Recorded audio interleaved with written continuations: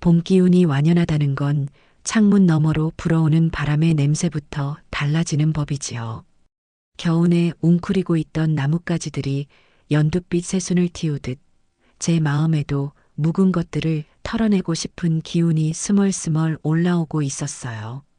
제가 남편과 사별하고 아들 내외와 함께 살고 있는 이 2층짜리 단독주택은 단순히 벽돌과 시멘트로 지어진 건물이 아니에요.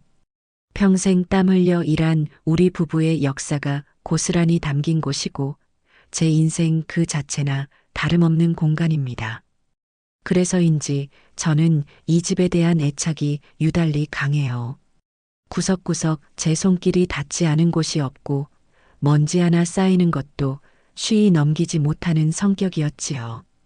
그날도 아침부터 창고로 쓰이는 1층 작은 방이 영 눈에 거슬렸어요. 지금은 쓰지 않는 낡은 가구부터 시작해서 아들 녀석 어릴 적 쓰던 물건들, 명절 때나 꺼내 쓰는 커다란 교자당까지 온갖 잡동사니가 뒤죽박죽 쌓여 있어 문을 열 때마다 한숨이 절로 나왔습니다. 큰맘 먹고 정리를 좀 해야겠다 싶어 거실 소파에 누워 스마트폰만 들여다보고 있는 며느리 지윤이에게 말을 건넸어요. 지윤아, 오늘 날도 좋은데 저기 창고 정리 좀 같이 하는 게 어떻겠니? 묵은 짐도 좀 버리고 안 쓰는 것들은 꺼내서 닦아놓게. 제 말에 지윤이는 화면에서 눈을 떼지도 않은 채 건성으로 대답했어요. 어머니, 그런 건 사람 써서 하세요. 요즘 세상에 누가 그런 걸 직접 해요? 귀찮게. 순간 망치로 머리를 한 대 맞은 것 같았습니다. 물론 사람을 쓸 수도 있겠지요. 하지만 제 말의 요지는 그게 아니었어요. 가족이 함께 땀 흘리며 집을 가꾸는 의미를 이야기하고 싶었던 건데 며느리는 그저 귀찮은 일로 치부해 버리는군요. 섭섭한 마음이 파도처럼 밀려왔지만 애써 표정을 갈무리하며 다시 한번 차분하게 말했습니다. 그래도 우리 집인데 우리 손으로 정리하는 게 의미 있지 않겠니? 너도 이 집에 사는 사람이잖니. 그제야 지훈이는 고개를 들어 저를 쳐다보더군요. 그 표정에는 일말의 죄책감이나 미안함은커녕 왜 자꾸 귀찮게 굿이나 하는 짜증만이 가득했습니다. 어머니는 참 피곤하게 사세요. 저는 됐으니까 혼자 하세요. 전 허리 아파서 그런 힘쓰는 일은 못해요. 그러고는 보란 듯이 몸을 돌려 다시 스마트폰에 코를 박더군요. 더 이상 무슨 말을 할 수 있을까요?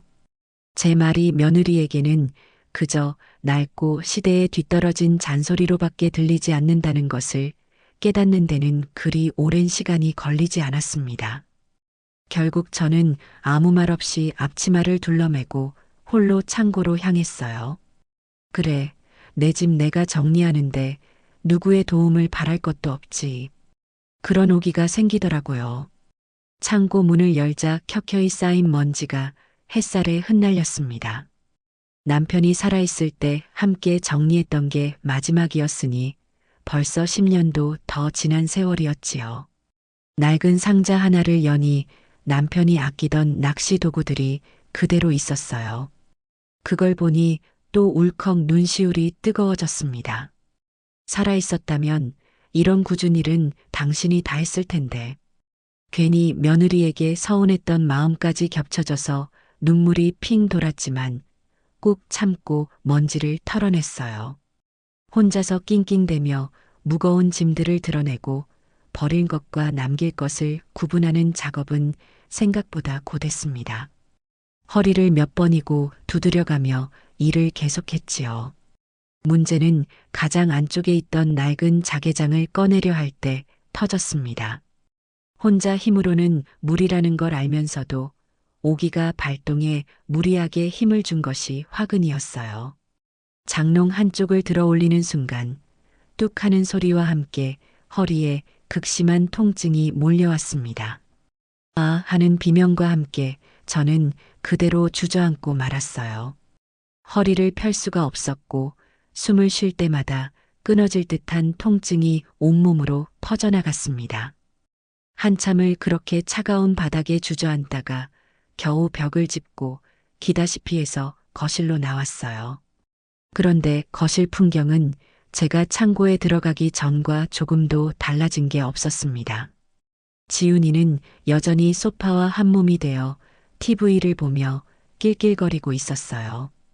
땀과 먼지로 범벅이 된 제가 끙끙 앓는 소리를 내며 기어 나오는데도 저를 발견조차 하지 못하더군요. 제가 소파 바로 앞까지 가서 쓰러지듯 주저앉자 그제야 놀란 듯 저를 내려다봤습니다. 하지만 그 눈빛은 걱정이 아니었어요. 어머, 어머니. 왜 그러고 계세요? 바닥이 그렇게 좋으세요? 비꼬는 듯한 말투에 아픈 허리보다 마음이 더 시큰거렸습니다. 허리를 삐끗했나 보다. 너무 아파서 움직이질 못하겠어. 제 말에 지훈이는 혀를 끌끌 차며 말하더군요. 그러게 왜 무리를 하세요? 사람 쓰라고 했잖아요. 제가 도와드릴 수도 없고 어쩌죠? 그 말에는 그러게 내 말 안 듣고 사서 고생하시니 쌤통이라는 속내가 너무나 투명하게 비쳐 보였습니다. 저를 부축해주거나 병원에 가야 하는 것 아니냐고 묻는 대신 그저 자신의 책임이 아님을 강조할 뿐이었어요. 저는 더 이상 아무 말도 할 수 없었습니다. 아픈 몸을 이끌고 겨우 안방으로 들어가 자리에 누웠어요. 욱신거리는 허리의 통증보다 며느리의 냉담한 태도가 뼛속까지 시리게 파고드는 밤이었습니다. 저녁이 되어 아들 남식이가 퇴근하고 돌아왔습니다. 안방에 꼼짝없이 누워있는 저를 보더니 깜짝 놀라 달려오더군요. 어머니, 왜 이러고 계세요? 어디 편찮으세요? 아들의 걱정 어린 목소리에 그나마 위안이 되는 듯 했습니다. 저는 낮에 있었던 일을 차근차근 설명했어요. 창고 정리를 하자고 했다가 거절당한 일, 혼자서 정리하다 허리를 다친 일, 그리고 며느리의 반응까지. 제 이야기를 듣는 내내 남식이의 표정은 어둡게 굳어 있었습니다. 제가 지훈이하고 이야기 좀 하고 올게요.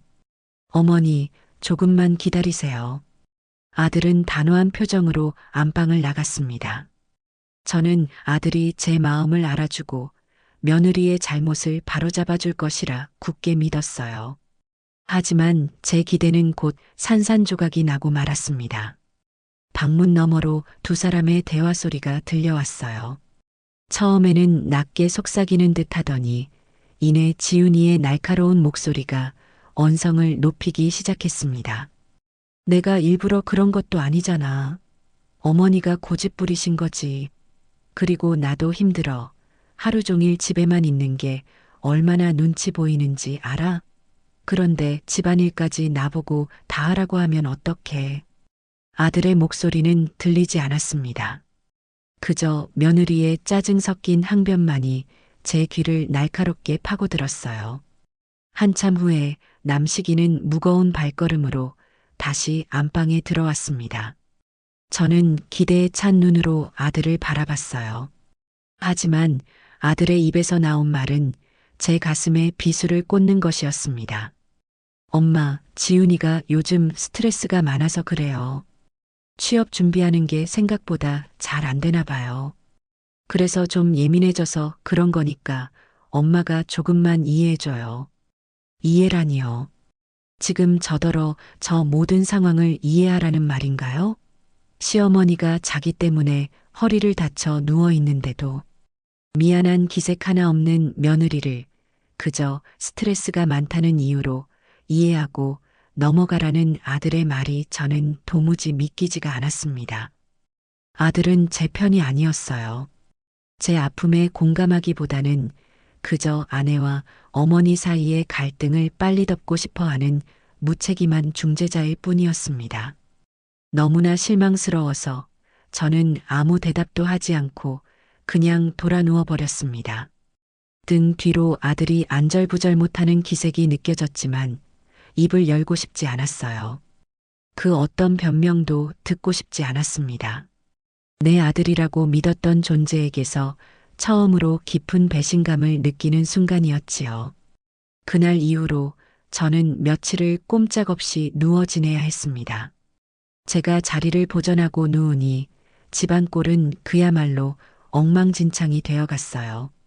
특히 부엌과 현관은 거의 쓰레기장을 방불케 했습니다. 지훈이는 삼시세끼를 전부 배달 음식으로 해결했어요. 먹는 것까지는 뭐라고 할 생각이 없었습니다. 하지만 문제는 그 뒤처리였지요. 각종 플라스틱 용기와 비닐, 음식물 쓰레기가 뒤섞인 배달 봉투는 분리수거는커녕 현관문 앞에 그대로 쌓여만 갔습니다. 처음에는 한두 개이던 것이 며칠이 지나자 작은 산을 이루더군요. 날이 따뜻해지니 슬슬 냄새까지 나기 시작했습니다. 배달 기사들이 문을 열 때마다 인상을 찌푸리는 게 느껴져 얼굴이 화끈거릴 지경이었어요. 도저히 참을 수가 없어서 아픈 허리를 부여잡고 절뚝거리며 현관으로 나갔습니다. 소파에 앉아 또 스마트폰을 들여다보고 있는 지훈이를 불렀어요.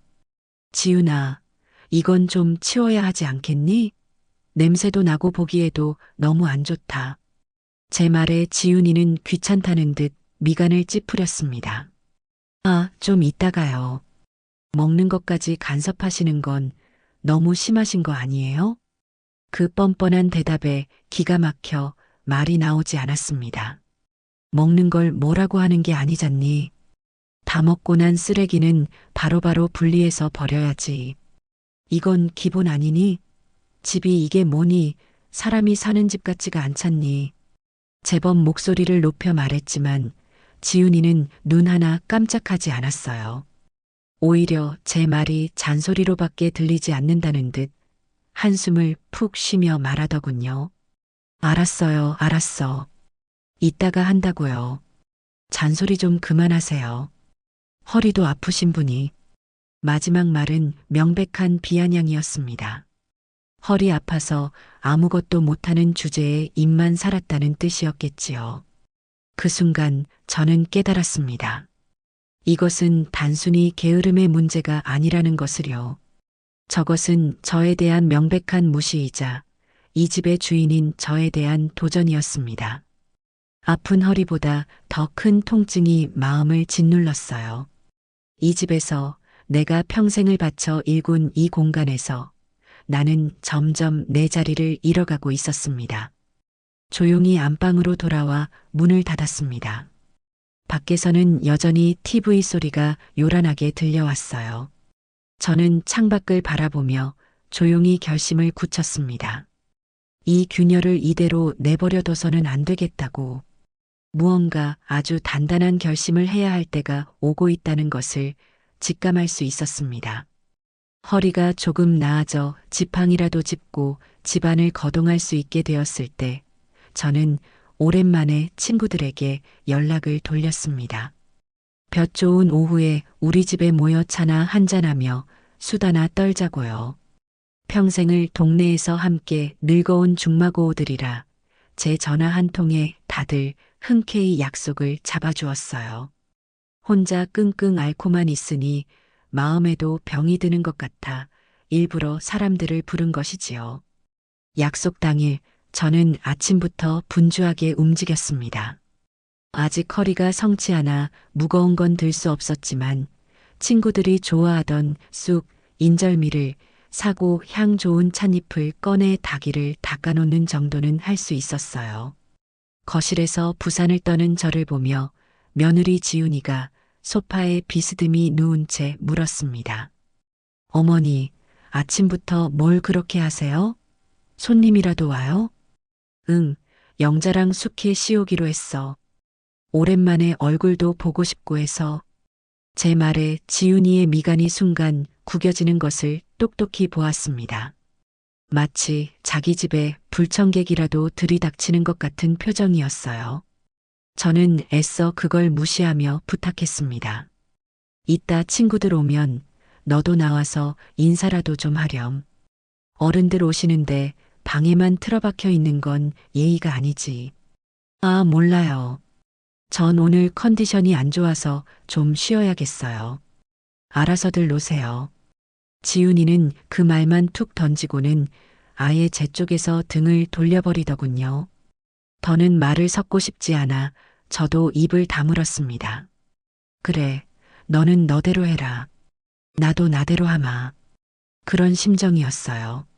얼마 지나지 않아 친구들이 과일 바구니까지 사들고 현관문을 들어섰습니다. 정우가 몸은 좀 어때? 아이고, 얼굴이 반쪽이 됐네. 친구들의 따뜻한 위로에 그간 쌓였던 서름이 녹아내리는 것 같았어요. 저는 친구들을 거실에 앉히고 정성껏 준비한 차와 떡을 내어놓았습니다. 그런데 아가 얼굴이 안 보이네? 어디 출근했나? 영자가 며느리를 찾으며 물었어요. 저는 차마 컨디션이 안 좋아서 방에 누워 있다는 거짓말을 할 수가 없었습니다. 그저 어색하게 웃으며 안에 있나 보네 하고 얼버무렸지요. 친구들은 눈치가 빠른 사람들이라 더는 묻지 않았지만 그 침묵이 저를 더욱 비참하게 만들었습니다. 내 집에서 내 친구들을 초대해 놓고도 며느리 눈치를 보며 자불안석이라니요. 한참을 웃고 떠들었지만 마음 한구석은 계속 불편했어요. 결국 친구들은 제 안색을 살피며 생각보다 이른 시간에 자리에서 일어났습니다. 정욱이 너 맘고생이 심한가 보다. 무슨 일 있으면 꼭 연락해라. 친구들을 배웅하고 돌아오는데 등 뒤로 굳게 닫혔던 며느리의 방문이 벌컥 열렸습니다. 방에서 나온 지훈이는 머리가 까치집이 된 채로 나와서는 제게 대뜸 짜증을 냈어요. 어머니, 친구분들 오실 거면 미리 좀 알려주세요. 집에서 편하게 쉬지도 못하겠네. 시끄러워서 낮잠도 설쳤잖아요. 기가 막혔습니다. 미리 알려주지 않았던가요? 손님이 오면 나와서 인사라도 하라는 내 말을 귓등으로 흘려들은 건 본인이면서 이제 와서 시끄러웠다고 타박이라니요. 게다가 친구들이 머문 시간은 고작 2시간이 채 되지 않았습니다. 그동안 뭘 하느라 그렇게 피곤해서 낮잠까지 주무셔야 했을까요? 화가 머리끝까지 치밀었지만 저는 그저 지친 목소리로 대꾸할 뿐이었습니다. 알았다. 다음부턴 미리 알려주마. 더 싸워봤자 저만 속상할 거라는 걸 이제는 알기 때문이었지요. 지훈이는 제 대답이 만족스럽다는 듯 냉장고로 가더니 물 한 컵을 벌컥벌컥 들이켜고는 다시 방으로 쏙 들어가 버렸습니다. 텅 빈 거실에 홀로 남아 친구들이 어질러 놓은 찻잔을 치우는데 어찌나 처량한 신세인지 눈물이 핑 돌았습니다. 이 넓은 집에서 저는 철저히 혼자였습니다. 그 사건 이후로 며느리의 아나무인 격인 행동은 날개를 단 듯 했습니다. 특히 냉장고를 볼 때마다 저는 속에서 천불이 났어요. 지훈이는 요리라고는 라면 물 하나 맞출 줄 모르면서 엉뚱하게도 식재료에 대한 욕심은 대단했습니다. 홈쇼핑이나 인터넷 쇼핑몰에서 유기농, 친환경 딱지가 붙은 비싼 식재료들을 툭하면 대량으로 주문하곤 했어요. 문제는 그 다음이었지요. 배송 온 식재료들은 포장도 뜯기지 않은 채 냉장고 신선실에 처박혔다가 존재조차 잊힌 채 썩어 나가기 일쑤였습니다. 하루는 냉장고에서 이상한 냄새가 나는 것 같아 문을 열었다가 경악을 금치 못했습니다. 값비싼 유기농 채소들은 시커멓게 물러터져 곰팡이가 피어 있었고 한우라고 자랑하며 사왔던 고기는 진공 포장 안에서 거무죽죽하게 변색되어 있었습니다. 이걸 다 돈으로 환산하면 얼마일까? 제 돈은 아니었지만 평생을 아끼고 절약하며 살아온 제게는 그야말로 죄악처럼 느껴지는 광경이었어요. 저는 고무장갑을 끼고 썩은 음식물들을 전부 꺼내 쓰레기 봉투에 담았습니다. 커다란 봉투 하나가 금세 가득 차더군요. 냉장고를 청소하고 환기를 시키는 내내 허리는 끊어질 듯 아팠고 마음은 분노로 들끓었습니다. 저녁에 거실에서 TV를 보고 있는 지훈이에게 다가가 쓰레기 봉투를 보여주며 말했습니다. 지훈아, 이게 다 뭔지 아니? 너가 사다 놓고 쳐다도 안 봐서 썩어버린 음식들이다.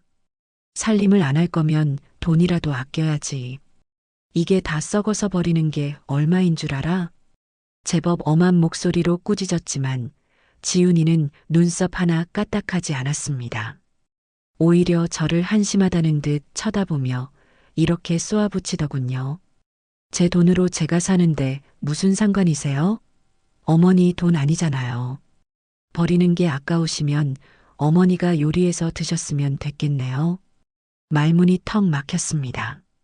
적반하장도 유분수지 어떻게 저런 말이 나올 수 있을까요? 제가 당신이 어질러 놓은 뒤치다꺼리나 하는 사람으로 보이나 봅니다. 분노로 온몸이 부들부들 떨렸어요. 너 지금 그게 무슨 말버릇이니? 내가 너 먹으라고 사온 걸 요리까지 해서 대령해야 한다는 말이니? 그리고 그게 정말 네 돈이 맞아? 매일 집에서 노는 애가 어디서 그런 돈이 나서 흥청망청 쓰는 거니? 저도 모르게 목소리가 높아졌습니다. 제 마지막 말에 지훈이의 얼굴이 순간 굳어지는가 싶더니 이내 더 악에 받친 목소리로 대들었어요. 제가 논다고요? 저 취업 준비하느라 스트레스 받는 거 안 보이세요? 그리고 돈 문제는 제가 알아서 할 테니 신경 끄세요. 어머니는 그냥 어머니 살림이나 잘하세요. 그러고는 제 손에 들려있던 쓰레기 봉투를 거칠게 빼앗아 현관 밖으로 나가버렸습니다. 잠시 후 돌아온 지훈이는 저를 쳐다보지도 않고 곧장 자기 방으로 들어가 문을 쾅 닫아버렸어요. 그 문소리가 마치 제 심장에 대못을 박는 소리처럼 아프게 울렸습니다. 저는 그 자리에 한참을 망연자실 서 있었습니다. 이제는 정말 안 되겠다는 생각이 들었어요. 며느리와의 직접적인 대화는 아무런 소용이 없었습니다. 문제는 저 아이를 저렇게 만든 제 아들, 남식이에게 있었습니다.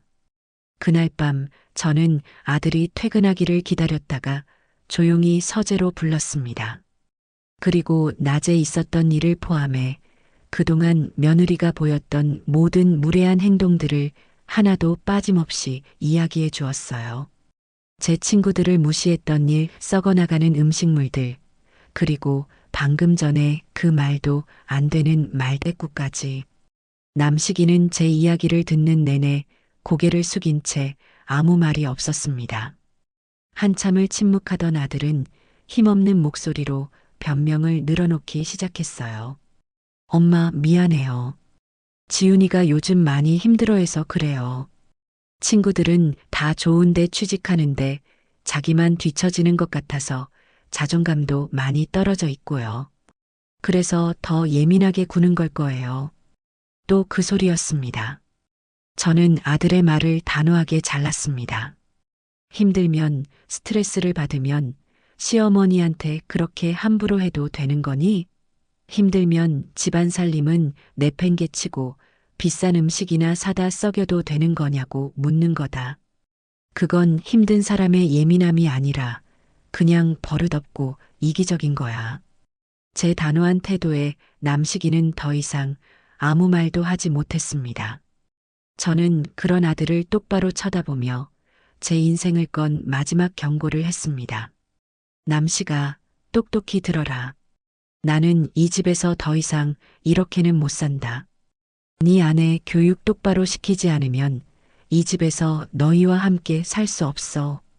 나가서 살든지 아니면 네 아내 버릇을 고치든지 둘 중 하나를 선택해. 이건 내 마지막 경고야. 제 입에서 나가서 살라는 말까지 나오자 아들의 얼굴이 하얗게 질렸습니다. 어머니, 제가 잘 말해볼게요. 다시는 이런 일 없도록 할게요. 아들은 그렇게 말하며 제 손을 잡았지만 저는 그 눈동자에서 희망을 읽을 수 없었어요. 아들은 이미 며느리에게 완전히 휘어잡혀 있었습니다. 제 말을 듣고 돌아서는 아들의 뒷모습을 보며 저는 어쩌면 이 경고가 아무런 소용이 없을지도 모른다는 불길한 예감에 사로잡혔습니다. 그리고 그 예감은 얼마 지나지 않아 끔찍한 현실이 되어 제게 돌아왔습니다. 아들의 다짐은 그저 공허한 메아리에 불과했습니다. 며칠간은 제 눈치를 보며 집안일을 하는 척 신용이라도 하던 며느리는 그 시간이 지나자 원래의 모습으로 돌아왔어요. 아니, 오히려 이전보다 더 교묘하고 은밀하게 저를 무시하기 시작했습니다.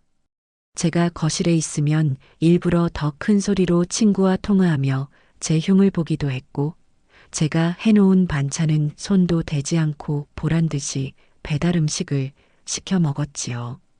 아들은 그저 중간에서 안절부절 못할 뿐 아무런 해결책도 제시하지 못했습니다. 그런 날들이 반복되면서 제 마음속의 분노와 실망은 차곡차곡 쌓여 단단한 돌덩이처럼 굳어가고 있었어요.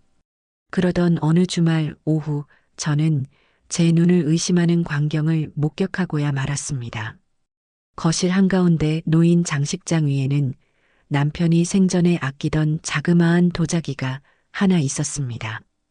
값비싼 골동품은 아니었지만 젊은 시절 남편이 스승님께 선물 받아 평생을 소중히 여겼던 물건이었어요. 남편의 손때가 묻은 그 도자기는 제게 남편의 분신과도 같은 유품이었습니다. 그런데 그 도자기가 있어야 할 자리가 텅 비어 있고 바닥에는 하얀 사기 조각들이 처참하게 흩어져 있었습니다. 그리고 그 옆에는 며느리 지훈이가 무선 청소기를 든 채 멀뚱히 서 있었어요. 이게 어떻게 된 거니? 제 목소리는 저도 모르게 떨려 나왔습니다. 지훈이는 아무렇지도 않다는 듯 어깨를 으쓱하며 말했어요.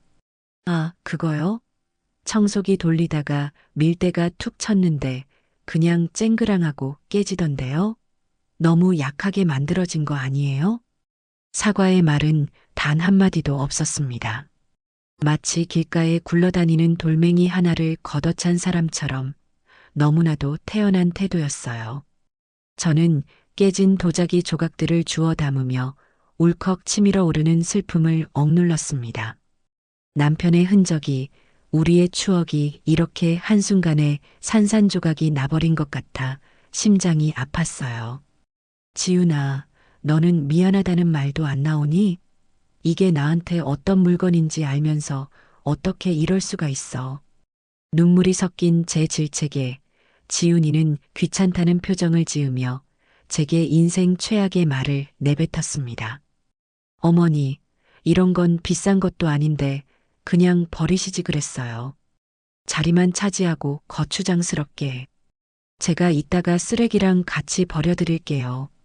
그 말을 듣는 순간 제 머릿속에 무언가가 툭 하고 끊어지는 소리가 들렸습니다. 슬픔은 순식간에 차가운 분노로 변했어요.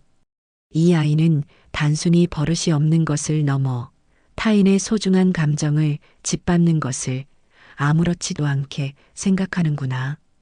인간에 대한 기본적인 예의조차 없는 존재라는 것을 깨달았습니다. 저는 더 이상 아무 말도 하지 않고 깨진 사기 조각들을 소중히 끌어모아 제 방으로 들어왔습니다. 그리고 결심했어요. 더 이상은 저 아이와 한 공간에서 숨 쉬며 살 수 없다고. 그날 이후 저는 며느리와의 모든 대화를 끊었습니다. 꼭 필요한 말이 아니면 입을 열지 않았고 눈도 마주치지 않았어요. 집안에는 숨막히는 정적만이 감돌았지요. 그러던 어느 날 우편함을 확인하러 나갔다가 며느리 앞으로 온 우편물 하나를 발견했습니다. 유명 카드사에서 온 것이었는데 봉투의 투명한 창 너머로 최종 납부 통지라는 붉은 글씨가 선명하게 보였어요. 보통의 경우라면 남의 우편물을 함부로 볼 생각은 하지 않았을 겁니다. 하지만 그 순간 저는 강한 불길함에 사로잡혔어요. 매일 집에서 노는 애가 어디서 돈이 나서. 제 스스로 던졌던 질문이 머릿속을 스쳐 지나갔습니다. 저는 잠시 망설이다.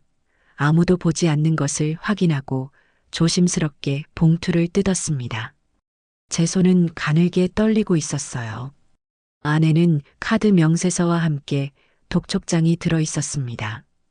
그리고 그 내용을 확인한 저는 제 눈을 의심했습니다. 명세서에 찍힌 카드 사용액은 제 상상을 아득히 뛰어넘는 금액이었어요. 수백만 원에 달하는 카드값이 몇 달째 연체되어 있었고 그 사용 내역은 더 가관이었습니다. 명품 가방, 백화점 쇼핑, 고급 레스토랑, 피부 관리실, 전부 사치와 향락을 위한 지출뿐이었어요. 아들 남식이의 월급으로는 도저히 감당할 수 없는 수준의 씀씀이었습니다. 그제야 모든 퍼즐이 맞춰지는 기분이었어요. 취업 스트레스라는 것은 모두 거짓말이었던 겁니다. 아들 몰래 카드 빚을 내어 호화로운 생활을 즐기고 있었던 것이지요. 제가 그동안 음식 썩힌다고 타박했던 것들이 얼마나 우스웠을까요? 이미 수백만 원의 빚을 지고 있는 아이에게 몇만 원짜리 식재료는 돈으로도 보이지 않았을 겁니다. 저는 떨리는 손으로 우편물을 다시 봉투에 넣었습니다. 아들에게 이 사실을 알려야 할까? 하지만 이미 며느리에게 휘어잡힌 아들이 과연 제 말을 믿어줄까요? 오히려 저를 의부증 걸린 시어머니로 몰아세울지도 모를 일이었습니다. 저는 일단 이 사실을 가슴에 묻어두기로 했습니다. 하지만 이제 며느리를 향한 제 마음속에는 불신을 넘어선 경멸감만이 남게 되었어요. 그리고 며칠 뒤 제 인내심을 완전히 바닥나게 만든 결정적인 사건이 터지고야 말았습니다. 그날 오후 저는 안방에서 조용히 책을 읽고 있었어요. 그때 제 휴대폰이 띠링하는 소리와 함께 진동했습니다. 무심코 화면을 확인한 저는 그대로 얼어붙고 말았습니다. 화면에는 이런 문자가 떠 있었어요. 구정옥님 신청하신 간편 신용대출 3천만 원 심사가 정상적으로 완료되었습니다. 처음에는 스팸 문자라고 생각했습니다. 저는 평생 은행 대출은커녕 누구에게 돈 한 푼 아쉬운 소리하며 살아본 적이 없는 사람이었으니까요. 그런데 문자를 보낸 곳이 제법 이름 있는 제2금융권 회사 이름이었습니다. 이상한 마음에 문자에 적힌 고객센터 번호로 전화를 걸어 확인을 요청했어요. 상담원은 제 이름과 생년월일을 확인하더니 오늘 오전에 제 명의로 대출 신청이 접수된 것이 맞다고 확인해 주었습니다. 순간 머리가 아찔해지며 온몸의 피가 차갑게 식는 것 같았습니다. 대체 누가 내 명의로 대출을? 그때 며칠 전의 기억 하나가 섬광처럼 뇌리를 스치고 지나갔습니다. 거실에서 잠시 자리를 비운 사이 지훈이가 제 가방을 뒤적거리고 있던 모습이 떠올랐어요. 제가 뭘 하냐고 묻자 지훈이는 손톱깎이를 찾고 있었다며 태연하게 둘러댔었지요. 그때는 아무 생각 없이 넘어갔는데 아마 그때 제 지갑에서 신분증을 몰래 꺼내 사진을 찍었던 모양입니다. 요즘은 신분증 사진만 있으면 비대면으로도 대출이 가능하다는 말을 들은 기억이 났어요. 카드빚도 모자라 이제는 시어머니 명의를 도용해서 사채까지 쓰려고 했던 겁니다. 이것은 더 이상 가정 내의 불화나 갈등의 문제가 아니었어요. 명백한 범죄 행위였습니다. 저는 당장 대출 신청을 취소하라고 소리쳤습니다. 그리고 전화를 끊자마자 제 안에서 무언가 단단히 결심이 섰다는 것을 느꼈습니다. 더 이상의 망설임은 없었어요. 분노와 배신감으로 떨리던 몸이 오히려 차갑고 이성적으로 변하기 시작했습니다. 저는 조용히 자리에서 일어나 옷을 갈아입었습니다. 그리고 지갑과 휴대폰만 챙겨 들고 조용히 현관문을 나섰습니다. 아들 내외에게는 아무 말도 하지 않았어요. 이제 그들과 나눌 이야기는 아무것도 남아있지 않았으니까요. 제게는 지금 해야 할 아주 중요한 일이 있었습니다. 집을 나선 제 발걸음이 향한 곳은 동네에서 오랫동안 부동산을 운영해 온 김 사장의 사무실이었습니다. 김 사장은 남편이 살아있을 때부터 막역하게 지내던 사이라 제 사정을 굳이 길게 설명할 필요가 없는 사람이었지요. 낡은 소파에 앉아 제가 내민 시원한 녹차를 한 모금 마신 뒤 저는 본론부터 꺼냈습니다. 사장님, 저 집 좀 내놓으려고요. 제 말에 김 사장은 마시던 커피를 내려놓으며 동그랗게 눈을 떴습니다. 아니, 형수님, 그 집을요? 평생 사시겠다던 집을 왜 갑자기? 사정이 좀 생겼어요. 그러니 더는 묻지 마시고 좋은 값에 팔아주시기만 하세요. 급하게 팔 생각은 없으니까 제값 단단히 받고 팔아주세요. 아, 그리고 가장 중요한 게 있어요. 제가 집을 내놓았다는 사실은 우리 아들 내외에게는 절대 비밀로 해주셔야 합니다. 제 단호한 표정과 목소리에서 무언가 심상치 않은 일이 벌어졌음을 직감했는지 김 사장은 더 이상 이유를 묻지 않고 고개를 끄덕였습니다. 알겠습니다, 형수님. 형수님 뜻이 정그러시다면야 제가 책임지고 좋은 주인 찾아드리겠습니다. 걱정 마세요. 부동산 사무실을 나오자 이상하게도 마음이 무척이나 차분해졌습니다. 평생을 바친 집을 내놓는다는 사실에 슬프거나 아쉬운 마음이 들 줄 알았는데 오히려 오랫동안 저를 짓누르던 무거운 짐을 내려놓은 듯 후련하기까지 했어요. 집으로 돌아가는 길, 저는 앞으로의 계획을 하나씩 머릿속으로 정리하기 시작했습니다. 이것은 끝이 아니라 새로운 시작이었습니다. 제 인생을 되찾기 위한 첫걸음이었지요. 집에 돌아와서도 저는 아무 일 없었다는 듯 행동했습니다. 하지만 제 머릿속은 그 어느 때보다 복잡하게 돌아가고 있었어요. 며느리의 대출 시도 사건 이후 저는 그 아이의 모든 행동과 말이 의심스럽기 시작했습니다. 특히 취업 스트레스라는 변명은 더 이상 믿을 수가 없었어요. 정말로 취업 준비를 하는 사람이라면 저렇게 아침부터 저녁까지 소파에 누워 스마트폰만 들여다보며 시간을 죽일 수는 없는 법이니까요. 저는 진실을 확인해야만 했습니다. 며칠을 고민하던 제게 좋은 기회가 찾아왔습니다. 예전에 며느리가 회사를 다닐 때 회사 창립 기념일 행사에 초대받아 갔다가 며느리의 동료 몇 명과 인사를 나눈 적이 있었어요. 그중 유독 싹싹하고 인상이 좋았던 젊은 여직원의 이름과 얼굴이 희미하게 기억났습니다. 저는 혹시나 하는 마음에 며느리의 예전 회사 홈페이지에 들어가 직원 명단을 찾아보았고 다행히 그 직원의 이름을 찾아낼 수 있었어요. 그리고 무작정 회사 대표 번호로 전화를 걸어 그 직원을 바꿔달라고 요청했습니다. 제가 누구인지 밝히자 다행히 그 직원도 저를 기억하고 있었습니다. 저는 안부를 묻는 척 자연스럽게 대화를 이어나가다 결정적인 질문을 던졌습니다. 그런데 우리 지훈이는 요즘도 회사 잘 다니고 있죠? 워낙 집에서는 회사 이야기를 안 해서 요즘은 무슨 프로젝트 맡아서 그렇게 바쁜가 몰라. 수화기 너머에서 잠시 어색한 침묵이 흘렀습니다. 그리고 이어진 그 직원의 대답은 제 예상이 틀리지 않았음을 확인시켜 주었습니다. 어머님 못 들으셨어요? 지훈 씨 회사 그만둔 지 벌써 서너 달은 됐는데요. 실적이 너무 안 좋아서 회사에서 권고 사직으로 처리된 걸로 알고 있어요. 권고 사직? 사실상의 해고나 다름없는 말이었습니다. 저는 애써 태어난 척 그랬구나. 나한테는 다른 좋은 곳 알아본다고만 해서 몰랐네라고 둘러대고는 전화를 끊었습니다. 온몸에서 힘이 쭉 빠져나가는 기분이었어요.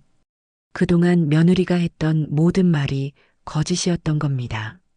회사에서 잘리고도 가족에게는 그 사실을 숨긴 채 아들이 벌어다주는 돈과 몰래 낸 카드빚으로 사치스러운 생활을 이어가고 있었던 것이지요.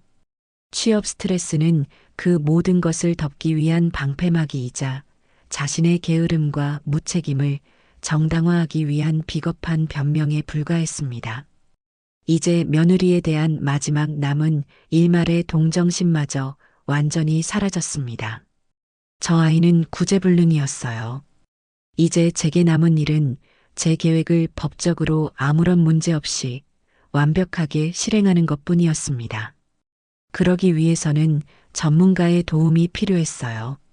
저는 수십 년 지기 친구이자 지금은 중견 법무법인의 대표 변호사로 일하고 있는 해수기에게 연락했습니다. 오랜만에 만나자는 제 말에 해수기는 바쁜 시간을 쪼개어 자신의 사무실 근처에 있는 한적한 한정식 집에 약속을 잡아주었어요. 오랜만에 만난 해수기는 세월의 흔적 대신 지적인 우아함과 연륜이 가득한 모습이었습니다. 우리는 반갑게 인사를 나누고 음식이 나오기 전 제가 먼저 입을 열었습니다. 해수가, 내가 오늘 너한테 부탁할 게 있어서 보자고 했어. 아주 중요한 법률 자문이 필요해. 제 심각한 표정에 해수기는 농담기 섞인 미소를 거두고 진지한 얼굴로 저를 바라보았습니다. 저는 그동안 집에서 있었던 모든 일들을 하나도 빠짐없이 털어놓았어요. 처음에는 사소한 갈등으로 시작되었던 일이 어떻게 며느리의 무시와 기만으로 번져나갔는지, 남편의 유품을 깨뜨리고도 사과 한마디 없었던 일, 아들 몰래 진 카드빚, 그리고 결정적으로 내 명의를 도용해 대출을 받으려 했던 사건까지. 제 이야기가 길어질수록 해수기의 표정은 점점 더 굳어져 갔습니다. 모든 이야기를 마쳤을 때 해수기는 물컵을 들어 단숨에 비우더니 깊은 한숨과 함께 말했습니다. 정호가, 그동안 마음고생 정말 심했겠다. 너 혼자 어떻게 그걸 다 참고 견뎠니?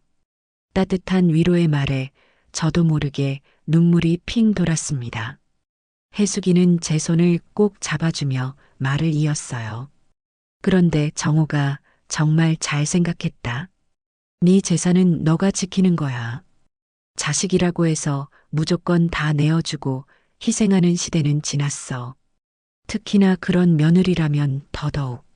네가 지금이라도 정신 차리고 네 노후를 지키기로 마음먹은 건 정말 현명한 결정이야. 친구의 지지와 격려에 저는 큰 용기를 얻었습니다. 저는 부동산에 집을 내놓았다는 사실과 앞으로의 계획에 대해서도 모두 이야기했어요. 해수기는 제 이야기를 다 듣고는 법률 전문가로서 명쾌한 조언을 해주었습니다. 일단 그 집, 네 단독 명의로 되어 있는 거 맞지? 그럼 법적으로는 아무 문제 없어. 집을 팔고 말고는 전적으로 네 결정에 달린 거야. 아들이나 며느리는 거기에 대해서 어떤 법적인 권리도 주장할 수 없어.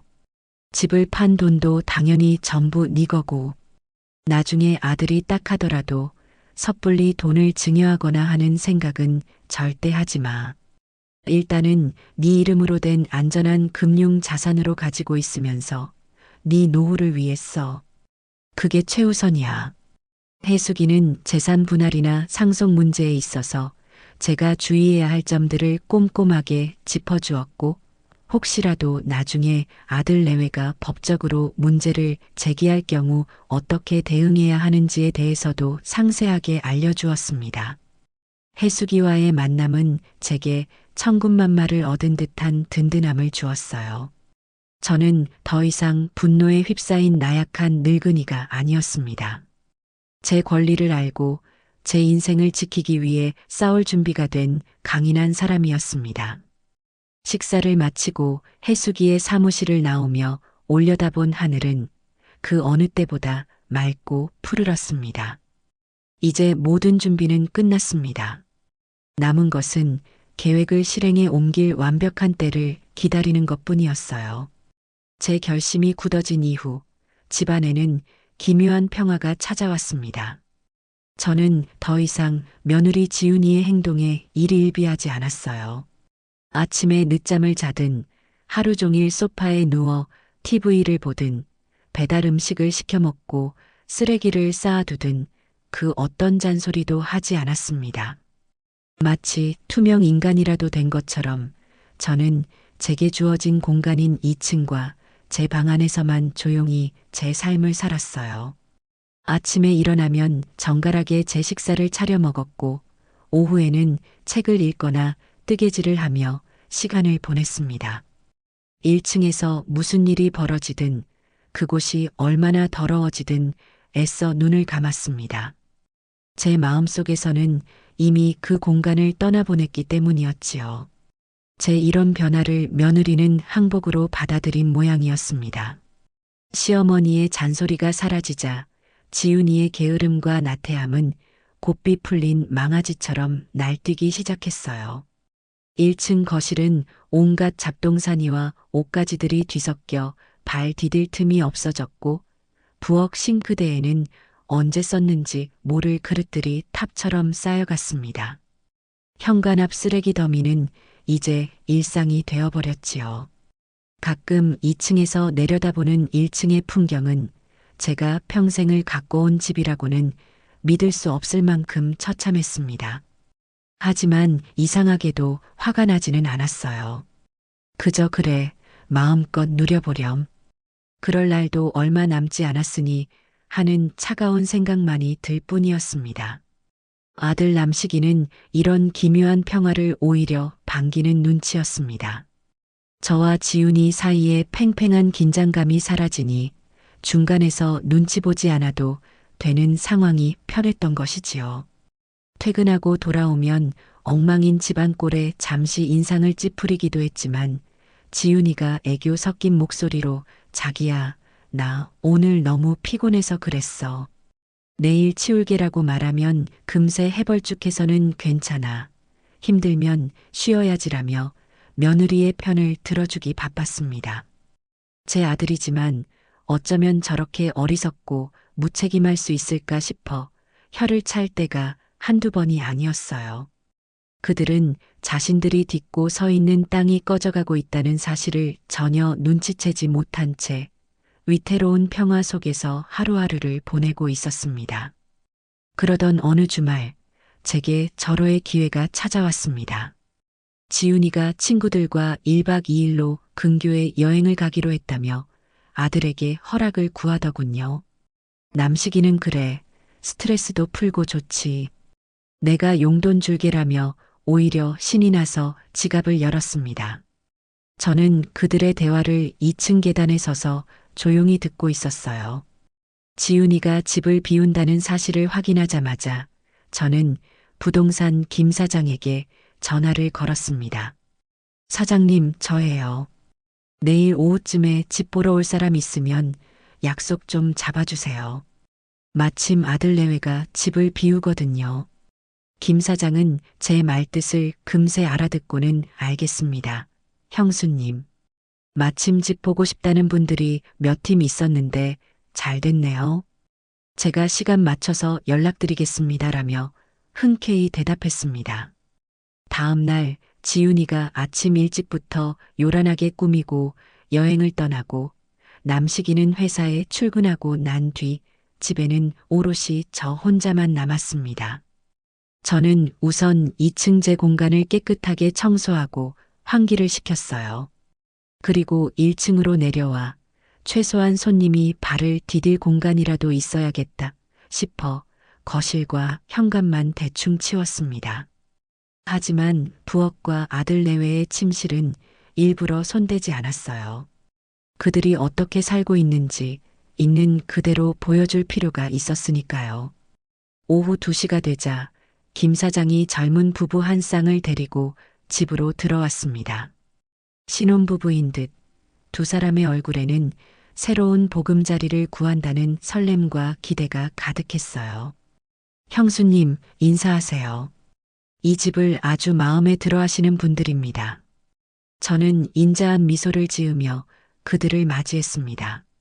먼저 거실과 부엌을 둘러본 젊은 부부의 표정이 미묘하게 굳어지는 것이 느껴졌어요. 제가 아무리 치웠다고는 하지만 곳곳에 배어있는 지저분한 생활의 흔적까지 감출 수는 없었기 때문이지요. 김 사장이 재빨리 분위기를 수습하며 말했습니다. 요즘 젊은 사람들이 워낙 바쁘게 살다 보니 살림이 좀 그렇죠. 이 집은 구조가 아주 잘 빠지고 햇볕도 잘 들어서 조금만 손보면 아주 근사해질 겁니다. 자, 2층으로 한번 올라가 보시죠. 제 안내를 받아 2층으로 올라온 부부는 1층과는 완전히 다른 풍경에 감탄사를 터뜨렸습니다. 먼지 하나 없이 깨끗하게 정돈된 방과 제 손길로 가꾼 작은 화초들이 놓인 베란다를 보며 젊은 아내 쪽이 남편의 팔을 잡아 끌며 속삭였어요. 여보, 여기 너무 좋다. 어머님이 쓰시는 공간은 꼭 갤러리 같아요. 우리도 이렇게 꾸미고 살면 좋겠다. 남편도 고개를 끄덕이며 만족스러운 표정을 지었습니다. 저는 담담하게 말했지요. 내가 평생을 쓸고 닦으며 살아온 집이니 정이 많이 들었지요. 좋은 분들이 오셔서 이 집에서 행복하게 사셨으면 하는 바람입니다. 제 말에 부부는 더욱 신뢰가 간다는 눈빛으로 저를 바라보았습니다. 집을 다 둘러보고 내려온 후 김 사장과 부부는 현관 앞에서 잠시 이야기를 나누었습니다. 저는 일부러 조금 떨어져 서 있었지만 그들의 대화는 똑똑히 들을 수 있었어요. 집은 정말 마음에 드는데 1층 상태가 조금 걸리네요. 지금 사시는 분들이 계속 이렇게 사실 텐데 괜찮을까요? 젊은 아내의 걱정스러운 물음에 김 사장은 제게 눈짓을 한번 보내고는 의미심장한 미소를 지으며 말했습니다. 그 점은 전혀 걱정하지 않으셔도 됩니다. 이 집의 진짜 주인은 저기 계신 어머님이시거든요. 아마 두 분이 입주하실 때쯤이면 이 집은 지금 보시는 2층처럼 아주 깨끗한 상태가 되어 있을 겁니다. 제가 보장하지요. 김 사장의 말을 들은 부부는 그제야 안심한 듯 환하게 웃으며 돌아갔습니다. 그들의 뒷모습을 보며 저는 제 계획이 한치의 오차도 없이 진행되고 있음을 확신할 수 있었어요. 이제 정말로 끝이 보이고 있었습니다. 그날 저녁 저는 홀로 조촐하게 저녁상을 차려 먹고 거실 소파에 앉아 조용히 TV를 보고 있었습니다. 그때 여행 간 줄 알았던 지훈이에게서 전화가 걸려왔어요. 웬일인가 싶어 받아보니 수화기 너머로 잔뜩 신이 난 며느리의 목소리가 들려왔습니다. 어머니, 저 지훈이에요. 저녁은 드셨어요? 그래, 방금 먹었다. 무슨 일이니? 아니에요. 그냥 어머니 뭐 하시나 궁금해서요. 남식이도 없고 혼자 계시면 심심하실까 봐요. 갑자기 살갑게 구는 며느리의 태도가 어색했지만 저는 일단 아무 말 없이 듣고만 있었습니다. 잠시 후 지훈이는 제가 듣고 있다는 사실을 잊었는지 옆에 있는 친구와 대화를 시작하더군요. 아마 통화 종료 버튼을 누르지 않은 모양이었어요. 저는 조용히 숨을 죽이고 수화기에 귀를 기울였습니다. 야, 너 우리 시어머니 목소리 들었지? 완전 기운 하나도 없지? 응, 그러게. 이제 너한테 완전히 두 손 두 발 다 드셨나 보다. 너 진짜 대단하다. 어떻게 그 무섭던 시어머니를 이렇게 만드냐? 친구의 말에 지훈이는 의기양양한 목소리로 키득거리며 대답했습니다. 내가 좀 머리를 썼지. 처음부터 너무 숙이고 들어가면 평생 종살이 하는 거야. 초반에 기선제압을 확실하게 해야 한다고. 몇 번 들이받고 아프다고 드러눕고 집안일 파업하고 그랬더니 이제는 잔소리 한마디도 못해. 그냥 없는 사람 취급하더라니까. 이제 이 집은 완전히 내 세상이야. 우리 남식이는 또 얼마나 순한지 내가 하자는 대로 다 해주고. 진짜 결혼은 이렇게 해야 하는 건데. 저는 차가워지는 손으로 휴대폰을 꽉 쥐었습니다. 심장이 얼음장처럼 차갑게 식어내리는 기분이었어요. 그동안 제가 베풀었던 배려와 인내가 저 아이에게는 그저 어리석은 시어머니의 항복 선언으로밖에 보이지 않았던 겁니다. 저를 훈련시키고 길들였다고 생각하며 의기양양해하는 며느리의 목소리를 듣고 있자니 마지막 남았던 한 조각의 연민마저 산산조각이 나버렸습니다. 그래, 어디 한번 마음껏 비웃어 보렴. 너의 그 짧은 승리가 얼마나 허무하게 끝나는지 내가 똑똑히 보여줄 테니. 저는 조용히 통화 종료 버튼을 눌렀습니다. 텅 빈 거실에는 TV 소리만이 요란하게 울려 퍼지고 있었지만 제 귀에는 아무것도 들리지 않았어요. 제 머릿속에는 오직 한 가지 생각뿐이었습니다. 이제 더 이상 지체할 이유가 없다고, 폭풍우를 불러일으킬 때가 되었다고 말입니다. 며느리가 여행에서 돌아온 며칠 뒤 마침 남편의 기일이 다가왔습니다. 저는 해마다 남편의 기일이 되면 거창하지는 않아도 정성껏 제사 음식을 준비해 조촐하게나마 제사를 지내왔어요. 그것은 남편에 대한 제 사랑의 표현이자 먼저 떠나보낸 사람에 대한 살아남은 자의 도리라고 생각했기 때문입니다. 올해도 저는 여느 때처럼 제사 준비를 위해 아침부터 시장을 봐왔습니다. 아직 허리가 온전치 않아 무거운 짐을 드는 것이 버거웠지만 남편을 생각하며 힘을 냈어요. 부엌에서 분주하게 음식 재료를 다듬고 있는데 느지막이 잠에서 깬 지훈이가 부스스한 얼굴로 나와 물 한 컵을 마시더군요. 저는 지훈이에게 다정하게 말을 건넸습니다. 마지막으로 주는 기회라고 생각하면서요. 지훈아, 오늘이 너희 시아버님 기일인 거 알지? 내가 장은 다 봐왔으니 너는 나랑 같이 전이라도 좀 부치자. 둘이 하면 금방 끝날 거야. 제 말에 지훈이는 마시던 물컵을 내려놓으며 세상에서 가장 귀찮은 일을 부탁받았다는 표정을 지었습니다. 어머니, 꼭 해야 돼요? 저 어제 잠을 설쳐서 너무 피곤한데. 그리고 기름 냄새 맡으면 속이 울렁거려서요. 또 그 핑계, 또 저런 태도였습니다. 속에서 천불이 끓어오르는 것 같았지만 저는 애써 분노를 억누르며 차분한 목소리로 타일렀습니다. 그래도 1년에 딱 한 번뿐인 시아버님 제사잖니. 너도 이 집의 며느리인데 이 정도는 함께하는 게 도리 아니겠니? 피곤해도 조금만 참고 도와주렴. 제 간곡한 부탁에도 지훈이는 요지부동이었습니다. 오히려 소파에 가서 드러누우며 제게 신경질적으로 쏘아붙였어요. 아, 정말.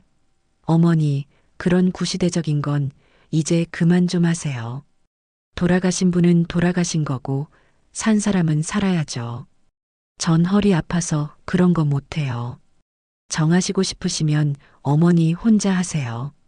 그 말을 듣는 순간 저는 손에 들고 있던 팔을 도마 위에 내려놓았습니다. 구시대적인 것. 남편을 향한 제 그리움과 사랑이 며느리에게는 그저 귀찮고 시대에 뒤떨어진 구닥다리 관습일 뿐이었습니다.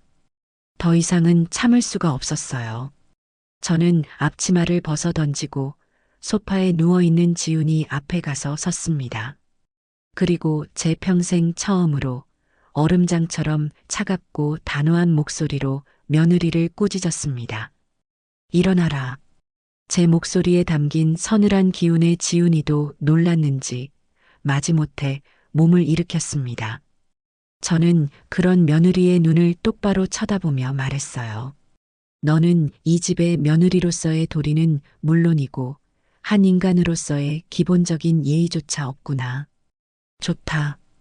그렇게 이 집의 방식이 싫고 내가 하는 모든 것이 구시대적이라 마음에 안 든다면 너희가 이 집에서 나가 살아라. 더 이상은 너 같은 애와 한 지붕 밑에서 살 수 없다. 제 입에서 나가 살라는 폭탄 선언이 터져 나오자 지훈이의 얼굴이 시뻘개졌습니다. 아마 제가 이렇게까지 강하게 나올 줄은 꿈에도 몰랐을 겁니다. 잠시 당황하는가 싶더니 이내 적반하장으로 악을 쓰기 시작하더군요. 뭐라고요? 지금 저희더러 나가라고요? 어머니, 이 집이 어머니 혼자 집이에요? 남식이도 아들인데 권리가 있는 거 아니에요? 그리고 제가 뭘 그렇게 잘못했어요. 맨날 청소해라, 살림해라, 제사 지내라. 저도 이제 이 집 생활 지긋지긋해요. 어머니 잔소리 듣는 거 신물 난다고요. 지훈이는 분에 못 이겨 씩씩거리며 제게 해서는 안 될 마지막 말을 내뱉고야 말았습니다. 그렇게 이 집 살림하는 게 싫고 제 잔소리 듣는 게 싫으면 차라리 이 집을 파시든가요?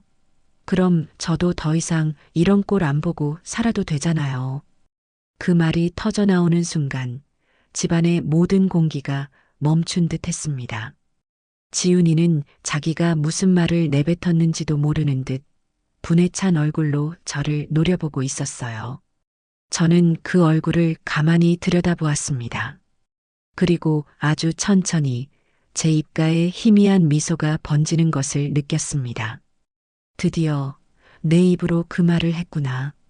저는 며느리의 눈을 똑바로 쳐다보며 제 평생 가장 차분하고 조용한 목소리로 대답했습니다. 그래, 내 소원이 정 그렇다면 내가 들어주도록 하마. 제 대답에 지훈이의 표정이 순간 멍하게 변했습니다. 제가 무슨 말을 하는지 이해하지 못하는 얼굴이었어요. 저는 그 얼굴을 뒤로하고 조용히 제 방으로 들어와 문을 닫았습니다. 그리고 곧장 부동산 김 사장에게 전화를 걸었어요. 사장님, 저예요. 지난번에 집 보러 왔던 그 신혼부부, 아직 이 집 계약할 의사 있다고 했지요?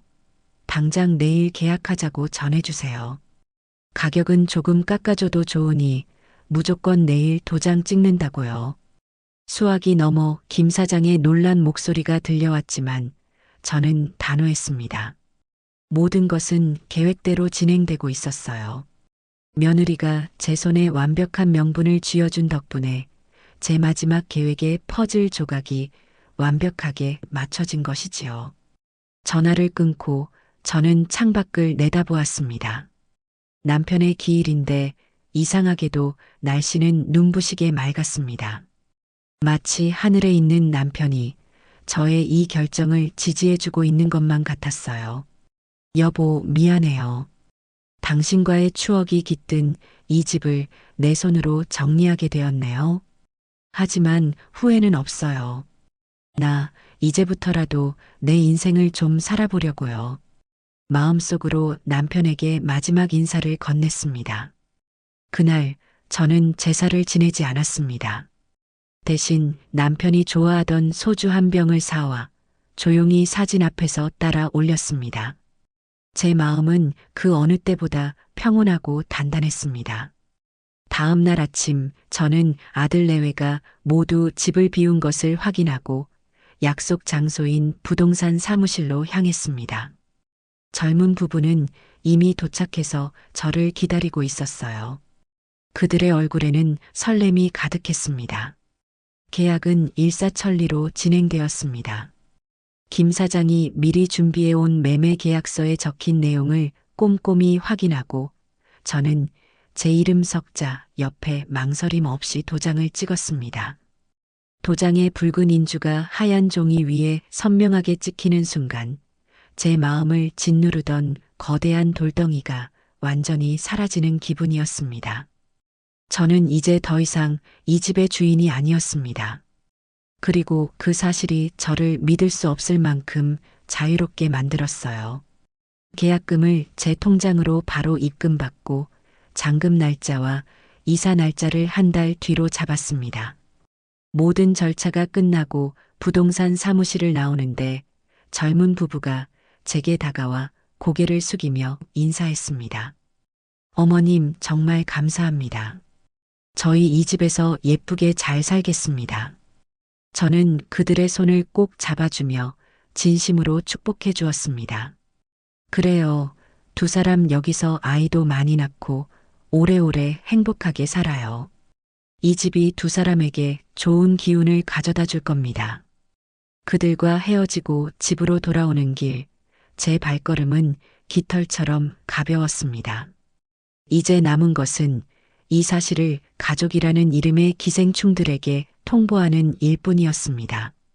어떤 폭풍이 몰아칠지 충분히 예상할 수 있었지만 저는 조금도 두렵지 않았습니다. 오히려 그들의 절망적인 얼굴을 마주할 순간이 기다려지기까지 했어요. 그것은 아주 길고 지독했던 악몽의 끝을 알리는 축포가 될 테니까요. 계약서에 도장을 찍고 정확히 이틀 뒤, 저는 제 계획의 마지막 단계를 실행에 옮겼습니다. 그날은 일부러 아들 내외가 모두 출근하고 난 뒤를 택했어요. 아침 일찍부터 친구 혜숙이가 소개해준 이삿짐 센터 직원들이 집으로 도착했습니다. 저는 그들에게 2층에 있는 제 짐들만 조용히 옮겨달라고 부탁했어요. 제 짐이라고 해봐야 옷 몇 가지와 책 몇 권, 그리고 남편의 유품들이 전부라. 이사는 생각보다 금방 끝났습니다. 직원들이 마지막 짐을 싣고 떠나자 평생을 살아온 집은 순식간에 낯선 공간처럼 느껴졌어요. 텅 빈 제 방을 한번 둘러보고 저는 1층으로 내려왔습니다. 그리고 미리 준비해 두었던 서류 봉투를 식탁 한가운데에 올려놓았어요. 봉투 안에는 집 매매 계약서 사본 한 부가 들어 있었습니다. 그 위에 저는 제 필체로 또박또박 쓴 메모지 한 장을 덧붙였습니다. 한 달의 시간을 주겠다. 그 안에 이 집에서 너희들의 모든 짐을 빼서 나가주길 바란다. 더 이상의 설명도 감정적인 호소도 없었습니다. 그들에게는 이 차가운 통보만으로도 충분했어요. 저는 마지막으로 집안을 한번 둘러보았습니다. 며느리의 손길 아래 쓰레기장으로 변해버린 1층의 처참한 풍경, 그리고 제 모든 것이 사라진 2층의 텅 빈 공간. 더 이상 이곳에 아무런 미련도 남지 않았습니다. 저는 조용히 현관문을 열고 밖으로 나섰습니다. 문을 닫고 돌아서는 순간 제 등 뒤에서 거대한 무언가가 완전히 무너져 내리는 소리가 들리는 듯 했지만 저는 단 한 번도 뒤돌아보지 않았습니다. 제가 새로 거처를 옮긴 곳은 혜숙이가 미리 마련해준 도심의 한적한 오피스텔이었습니다. 크기는 작았지만 창밖으로 도시의 야경이 한눈에 들어오는 아주 깔끔하고 아늑한 공간이었어요. 저는 그곳에서 조용히 저녁 시간을 기다렸습니다. 아마 퇴근하고 돌아올 시간쯤이면 집안이 발칵 뒤집히고도 남았을 테지요. 예상대로 저녁 8시가 조금 넘은 시각에 제 휴대폰이 미친 듯이 울리기 시작했습니다. 화면에 떠오른 내 아들이라는 세 글자를 보며 저는 잠시 숨을 골랐습니다. 폭풍의 서막이었지요. 저는 일부러 벨소리가 서너 번 더 울리도록 내버려 두었습니다. 그들의 애를 태우고 제 평정심을 더욱 단단하게 다지기 위한 저만의 의식이었습니다. 마침내 가장 완벽하게 평온한 목소리를 준비하고 통화 버튼을 눌렀습니다. 여보세요. 제 차분한 첫마디가 끝나기가 무섭게 수화기 너머에서는 이성이 완전히 마비된 짐승의 울부짖음과도 같은 아들의 절규가 터져 나왔습니다. 단순한 외침이 아니었어요. 목이 완전히 쉬어 갈라지고 숨이 넘어가는 소리와 흐느낌이 뒤섞인 그야말로 처절한 절규였습니다. 어머니, 이게 다 무슨 일이에요? 지금 어디 계세요? 제발요, 어머니. 집에 와보니까 이게 다 뭐예요? 이 종이 쪼가리는 뭐고 어머니 짐은 왜 하나도 없어요? 계약서라니요. 우리 집을 파셨다는 게 그게 정말이에요? 아니죠? 제발 아니라고 말해주세요. 아들의 목소리는 공포와 충격 그리고 배신감으로 완전히 뒤엉켜 갈피를 잡지 못하고 있었습니다. 쉴 새 없이 쏟아내는 질문들 속에서 아들이 얼마나 극심한 혼란에 빠져 있는지가 고스란히 느껴졌어요. 하지만 제 마음속에서는 그 어떤 동정심이나 연민도 피어오르지 않았습니다. 오히려 이제야 상황 파악이 되냐는 냉소적인 생각마저 들더군요. 제가 수없이 경고하고 마지막 기회를 주었을 때 외면했던 것은 바로 너 자신이 아니더냐. 아내의 거짓말 뒤에 숨어 진실을 보기를 거부하고 어미의 썩어가는 속을 헤아리지 못했던 나약함의 대가가 바로 이것이라고 저는 마음속으로 되뇌었습니다. 이 모든 비극은 결국 제 아들의 방광과 무책임이 자초한 결과였으니까요. 저는 잠시 아들이 숨을 헐떡이며 울부짖도록 내버려 두었다가 가장 차갑고 단단한 목소리로 현실을 각인시켜 주었습니다. 그래, 똑똑히 보았니? 네 눈으로 본 거기 적힌 그대로야. 더 이상 길게 설명할 것도 없어. 그 집은 이제 더 이상 우리 집이 아니야. 제 목소리에는 일말의 감정 동요도 섞여 있지 않았습니다. 마치 나와는 아무 상관없는 남의 일을 이야기하듯 건조하고 사무적인 어조였지요. 제 그 담담한 대답이 아들에게는 사형 선고처럼 들렸을 겁니다. 수화기 너머에서 아들은 말을 잃고 그저 끄끄거리며 무너져 내리는 소리만을 내뱉었습니다. 한 가정을 지키지 못한 가장의 무기력한 흐느낌이었습니다. 바로 그때였습니다. 아, 비켜봐. 답답해 죽겠네. 하는 날카로운 외침과 함께 수화기를 거칠게 빼앗는 소리가 들렸습니다. 잠시의 소란 뒤, 이제는 며느리 지훈이의 히스테릭하고 신경질적인 목소리가 제 귀를 날카롭게 찔렀습니다. 어머니, 지금 제정신이세요? 저희한테 상의 한마디 없이 어떻게 평생 살 집을 팔아버릴 수가 있어요? 저희더러 이 한겨울에 길바닥에 나앉으라는 말이에요? 이건 명백한 월권이고 사기예요. 당장 그 계약 물으세요. 안 그러면 저 정말 어머니 고소할 거예요. 변호사 선임해서 재산 분할 청구하고 위자료까지 다 받아낼 거라고요. 고소라니요. 재산 분할이라니요. 상황 파악이 전혀 되지 않는 것을 넘어 자신의 처지가 얼마나 위태로운지조차 인지하지 못하는 어리석음이었습니다. 저는 저도 모르게 피식하고 웃음이 터져 나오는 것을 간신히 참았습니다. 며느리의 그 자신만만한 협박이 제게는 그저 귀여운 강아지가 짖어대는 소리처럼 우습게만 들렸어요. 저는 일부러 더 다정하고 상냥한 목소리를 꾸며내어 마치 철없는 아이를 타이르듯 지훈이에게 대답해 주었습니다. 아가, 왜 그렇게까지 화를 내고 그러니? 목소리만 높인다고 해결될 일이 아니잖니. 나는 그저 네 소원을 들어준 것뿐이란다. 한번 잘 생각해 보렴. 네가 매일같이 입에 달고 살던 말이 뭐였니?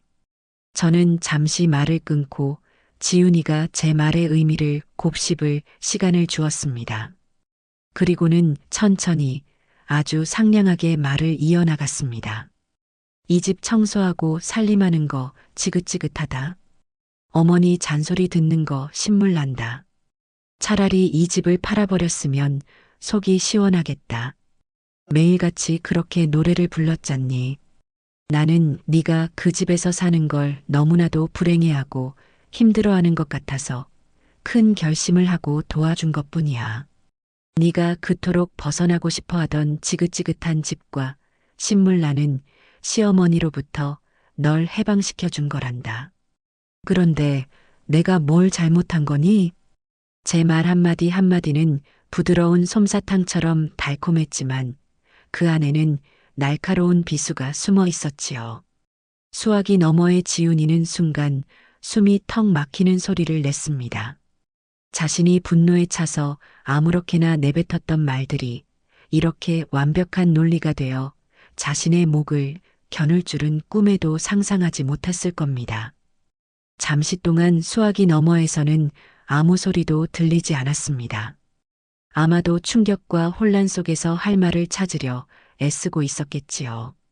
한참의 정적이 흐른 뒤 마침내 들려온 지훈이의 목소리는 이전의 기세등등함은 온데간데 없이 당황과 공포로 심하게 떨리고 있었습니다.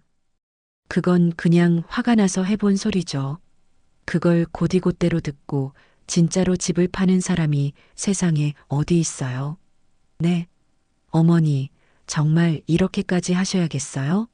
저희 이제 돈 한 푼 없는데 당장 어디 가서 방 한 칸이라도 구해요. 제발요, 어머니. 잘못했어요. 제가 다 잘못했어요.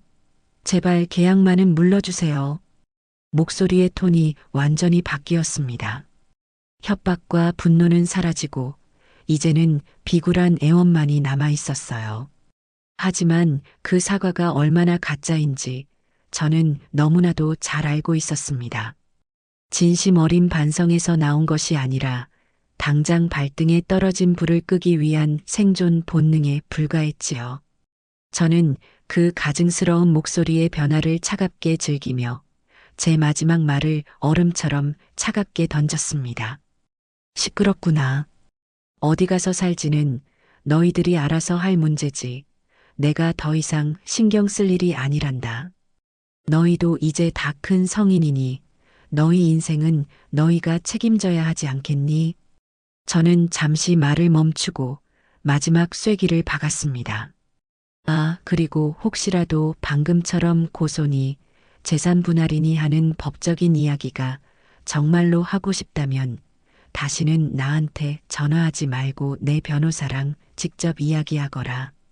내 모든 법률적인 권한은 그분께 위임했으니 앞으로 너희와 관련된 모든 일은 그분을 통해서만 진행할 테니 그렇게 알도록 해라.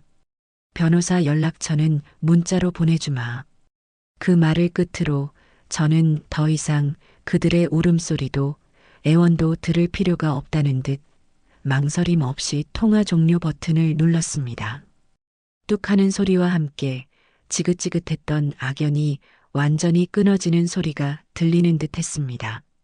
저는 해수기의 연락처를 문자로 보내주겠다는 말을 끝으로 그들의 절규를 뒤로 한 채 미련 없이 전화를 끊어버렸습니다. 그리고 곧바로 휴대폰 전원을 꺼버렸어요. 더 이상 그들의 감정 쓰레기통이 되어줄 생각은 추호도 없었습니다. 창밖을 보니 도시의 불빛들이 보석처럼 반짝이고 있었어요. 저는 소파에 깊숙이 몸을 묻고 아주 오랜만에 찾아온 평화와 고요함을 만끽했습니다. 지독했던 악연의 고리를 내 손으로 끊어냈다는 해방감에 저도 모르게 눈물이 흘러내렸습니다. 하지만 그것은 슬픔의 눈물이 아니었어요. 새로운 삶을 시작하는 제 자신에게 보내는 뜨거운 축하의 눈물이었습니다. 이제부터 시작될 제2의 인생은 온전히 저 자신만을 위한 삶이 될 것이라고 저는 밤하늘의 별을 보며 조용히 맹세했습니다. 제게는 해야 할 일이 있었습니다. 새로운 삶은 그저 다짐만으로 시작되는 것이 아니었으니까요. 과거의 끈을, 특히 저를 올가매던 지긋지긋한 악연의 고리를 제 손으로 직접 끊어내는 구체적인 행동이 필요했습니다. 그래서 저는 다음 날 아침 제 새로운 보금자리인 오피스텔의 전화선을 아예 벽에서부터 뽑아버렸습니다. 빗발치는 아들의 절규와 며느리의 악다구니로부터 제 평화를 지키기 위한 첫 번째 조치였지요. 그 후 며칠간 세상은 거짓말처럼 완벽하게 고요했습니다. 그 어떤 소음도, 그 어떤 불필요한 감정의 침입도 없었어요. 저는 그 시간 동안 오롯이 저 자신에게 집중했습니다. 밀린 잠을 실컷 자고 향 좋은 입욕제를 풀어 목욕을 하고 읽고 싶었던 책을 읽으며 평화를 만끽했지요. 아마 그 시간 동안 아들 내외는 지옥과도 같은 나날을 보냈을 겁니다. 수십 통의 부재중 전화와 장문의 문자들이 그들의 절박함을 증명하고 있었지만 저는 단 한 번도 답장하지 않았습니다.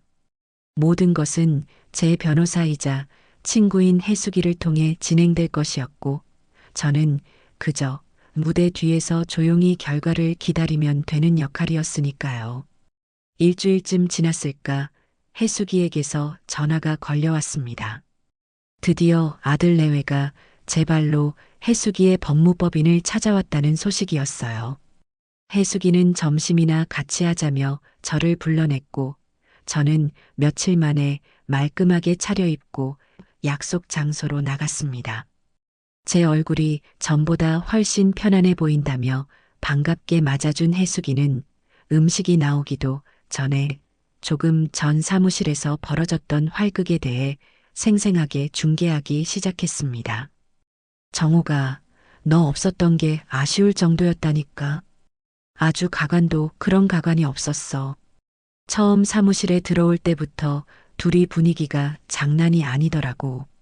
아들 녀석은 거의 초죽음이 된 얼굴이고 그 며느리는 눈에 도끼가 아주 가득 차서는 내가 명함을 건네고 자리에 앉으라고 하는데도 며느리가 대뜸 소리부터 지르더라. 해수기는 며느리의 말투를 흉내내며 실감나게 말을 이었습니다. 당신이 우리 어머님 변호사예요? 어떻게 변호사라는 사람이 가족관계를 이렇게 파탄내는 일에 앞장설 수가 있어요? 이건 명백한 사기예요. 이러면서 말이야. 하도 기가 막혀서 내가 그랬지. 신지훈 씨, 여기는 법률적인 사실관계를 따지는 곳이지 심파극 찍는 무대가 아닙니다.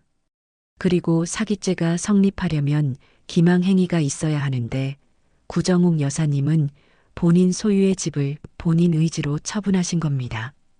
여기에 어떤 기망행위가 있다는 거죠? 하고 말이야. 해수기의 말에 따르면 며느리는 법적인 논리 대신 감정적인 호소와 막무가내 떼쓰기로 일관했다고 합니다. 시어머니가 자신들을 길거리로 내쫓았다. 아들 된 도리를 운운하며 재산의 일부를 받을 권리가 있다. 정신적인 피해 보상까지 청구하겠다며 길길이 날뛰었다는군요. 그 옆에서 아들 남식이는 안절부절 못하며 지훈아, 그만해. 변호사님, 저희 어머니 좀 만나게 해주세요. 만나서 이야기하면 오해를 풀 수 있을 겁니다라는 말만 셔츠가 젖도록 땀을 흘리며 반복했다고 하고요. 그래서 내가 서류 몇 장을 테이블 위에 툭 던져줬지. 해수기의 눈이 장난스럽게 빛났습니다. 무슨 서류? 첫 번째는 그 집 등기부등본. 구정옥, 네 이름 석자만 선명하게 찍힌 거. 두 번째는 며느리 신용정 보조에서 카드 연체 기록이랑 금액이 아주 적나라하게 나와 있는 거. 그리고 마지막 세 번째는 너한테 온 대출 승인 문자 메시지 사진이었지. 저는 저도 모르게 침을 꿀꺽 삼켰습니다. 해수기는 회심의 미소를 지으며 말을 계속했어요. 내가 서류들을 하나씩 짚어가며 차분하게 설명해줬어. 김남식 씨, 신지훈 씨. 첫째, 이 집은 두 분의 결혼 생활 이전에 구정옥 여사님 부부가 평생을 모아 장만하신 고유재산으로 법적으로 두 분에게는 단 1원의 권리도 없습니다. 둘째, 신지훈 씨는 현재 수천만 원의 채무를 남편 몰래 지고 있는 상태이며 이는 민법상 이혼 사유에 해당할 수도 있는 중대한 기망 행위입니다. 그리고 마지막 셋째, 신지훈 씨. 시어머니 명의를 도용해 대출을 받으려 한 행위는 사기 미수죄에 해당할 수 있는 명백한 범죄 행위입니다. 지금 정신적 피해 보상을 운운할 쪽은 구정옥 여사님이지 두 분이 아니라는 말입니다. 해수기가 범죄 행위라는 단어를 입에 올리는 순간 그렇게 기세등등하던 며느리의 얼굴이 새하얗게 질리더라는 것이었습니다. 자신의 행동이 단순한 가정 불화를 넘어 법적인 처벌을 받을 수도 있는 범죄라는 사실을 그제야 깨달은 것이지요. 아들 남식이는 그 자리에 거의 주저앉을 것처럼 휘청거렸다고 합니다. 아내의 카드빚도 모자라 제 명의로 대출까지 받으려 했다는 사실은 꿈에도 몰랐던 눈치였어요. 내가 마지막으로 쐐기를 박았지. 만약 계속해서 구정옥 여사님을 찾아가거나 연락해서 괴롭힐 경우 접근금지 가처분 신청과 함께 사기 미수건으로 형사 고소까지 진행할 수 있음을 분명히 알려드립니다. 한 달의 유예기간을 드렸을 때 조용히 짐 빼서 나가시는 게 두 분이 선택할 수 있는 최선의 길입니다. 하고 말이야. 그랬더니 둘 다 아무 말도 못하고 쫓기듯이 사무실을 나가더라고. 그런데 복도에서 들리는데 며느리가 아들 뺨을 때리는 소리가 나더라. 이게 다 너가 무능해서 그런 거야. 하면서 악을 쓰는데 참 끼리끼리 만났다는 생각이 들더라.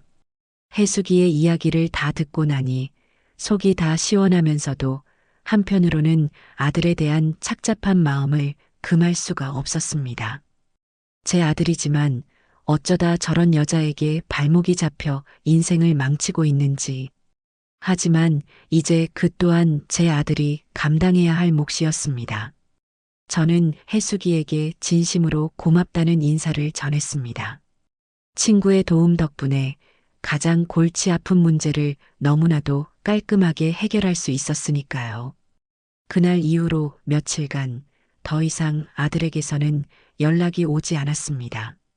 아마도 해수기의 사무실에서 겪었던 충격과 아내의 실체를 알게 된 배신감 속에서 혼란스러운 시간을 보내고 있겠지요. 저는 그저 묵묵히 제 시간을 보낼 뿐이었습니다. 그러던 어느 날 밤 오피스텔 인터폰이 울렸습니다. 화면에는 낯선 번호가 떠 있었지만 왠지 아들일 거라는 직감이 들었어요. 망설이다 통화 버튼을 누르자 수화기 너머로 잔뜩 잠기고 갈라진 아들의 목소리가 들려왔습니다. 어머니, 저예요. 남식이. 무슨 일이니? 잠깐 얼굴만이라도 뵐 수 있을까요? 어머니 계신 곳 경비실 앞이에요. 5분이면 돼요. 제발요, 어머니. 아들의 목소리는 금방이라도 울음이 터질 것처럼 위태롭게 떨리고 있었습니다. 잠시 고민하던 저는 한숨을 쉬며 문을 열어주었습니다. 잠시 후 엘리베이터에서 내린 아들의 모습은 그야말로 처참했습니다. 며칠 만에 깡마른 얼굴은 수염으로 거뭇했고 값비싼 양복은 구겨질 대로 구겨져 있었어요. 마치 세상의 모든 짐을 짊어진 사람처럼 아들은 위태로운 걸음으로 제 앞에 다가왔습니다. 그리고는 아무 말 없이 제 앞에 무릎을 꿇었습니다. 어머니, 제가 다 잘못했어요. 정말 죄송합니다.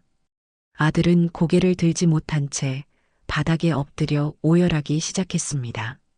어깨를 들썩이며 어린아이처럼 서럽게 우는 아들의 모습을 보니 제 마음도 편치만은 않았습니다. 저는 아들을 일으켜 세우는 대신 그저 차가운 목소리로 물었습니다.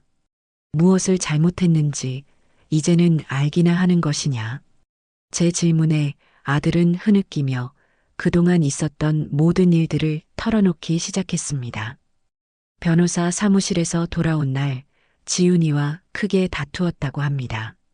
모든 사실을 추궁하는 남식이에게 지훈이는 사과 대신 그래서 뭐 너가 돈만 잘 벌어왔어 봐. 내가 빚을 졌겠어? 라며 오히려 큰 소리를 쳤다는군요. 그 과정에서 그동안 숨겨왔던 모든 거짓말들이 터져나왔습니다. 회사에서 잘렸다는 사실, 카드빚이 알려진 것보다 훨씬 더 크다는 사실, 심지어는 남식이 몰래 비상금 통장에까지 손을 댔다는 사실까지. 제가 정말 바보였어요, 어머니. 지훈이가 하는 말이라면 뭐든지 다 믿었어요. 힘들다고, 스트레스 받는다고 해서 제가 더 잘해주지 못해서 그런 거라고 저 자신을 탓하기만 했어요. 어머니가 그렇게 여러 번 경고하셨는데도 저는 제 아내만 감싸기에 급급했죠. 어머니가 얼마나 외롭고 힘드셨을지 이제야 알겠습니다. 아들은 자신의 어리석음과 나약함을 고백하며 땅을 치고 후회했습니다. 저는 그런 아들의 모습을 그저 말없이 내려다보았습니다. 동정심이 들기도 했지만 한편으로는 이 혹독한 시련이 아들에게는 반드시 필요한 성장통이라는 생각이 들었어요. 한참을 울던 아들은 눈물로 젖은 얼굴을 들어 저를 바라보며 말했습니다.